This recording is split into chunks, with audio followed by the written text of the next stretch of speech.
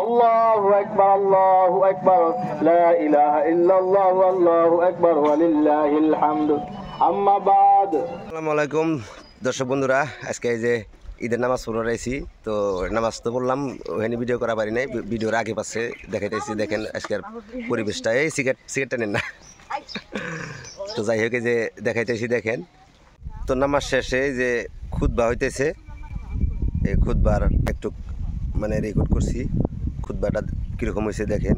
ইনশাল্লাহ আপনারা ভিডিওটা বেশি বেশি করে শেয়ার করে দিবেন, সারা পৃথিবীর মানুষ জানি দেখা পারে আমাদের আজকে ঈদুল ফিতরের নামাজের খুতবা ভিডিওটা ইনশাল্লাহ।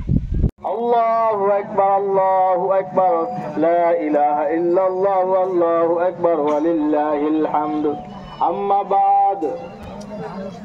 فاعلموا أن يومكم هذا يوم عيد الله عليكم فيه عوائد الإحسان ورجاء نيل الدرجات والعفو والغفران. الله أكبر، الله أكبر، لا إله إلا الله، والله أكبر، ولله الحمد. فقد قال رسول الله صلى الله عليه وسلم: إن لكل قوم عيدا وهذا عيدنا.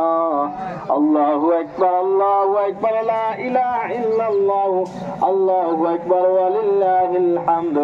وقال رسول الله صلى الله عليه وسلم: فإذا كان يوم عيدهم يعني يوم فطرهم بها بهم ملائكته وقال: يا ملائكة ما جزاء أجر وفى عمله؟ قالوا: ربنا جزاؤه أن يوفى أجره. قال: ملائكة عبدي وإماء قضوا فريضة عليهم ثم خرجوا يعجون إلى الدعاء وعزة وجلال وكرام وعلو وارتفاع مكان لا أجيبنهم ويقول: ارجعوا قد غفرت لكم وبدلت سيئاتكم حسنات. قال: فيرجعون مغفورا لهم.